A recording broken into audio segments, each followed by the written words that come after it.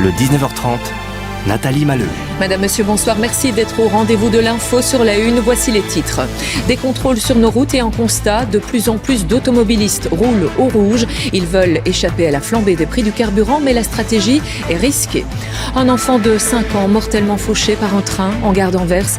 Le garçon se trouvait dans une zone interdite au public. Pourquoi ? Comment ? Une enquête le dira.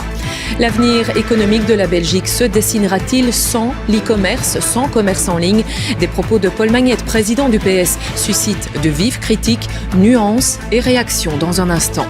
Gros plan sur de minuscules pièces indispensables au fonctionnement de millions d'appareils électroniques. Ce sont les semi-conducteurs. L'Europe veut rompre la dépendance avec l'Asie pour leur production. Elle met 43 milliards sur la table. Enfin, petite laine indispensable aux Jeux d'hiver de Pékin. On frôle les moins 20 degrés et les vents décoiffent. Difficile de tracer puis d'atteindre la cible quand on est biathlète, vous le verrez.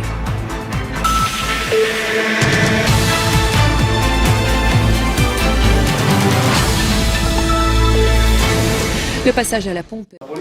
À suivre dans ce journal, une dernière ligne droite annoncée dans les discussions sur le nucléaire iranien. Cela sans l'accord et Washington y tient très fort. Explication avec notre correspondante Pauline Simonet. Autre négociation au sommet pour éviter une invasion russe en Ukraine. La ligne rouge pour la Russie, c'est la fin de l'élargissement de l'OTAN à l'Est. Les Russes s'appuient sur une promesse.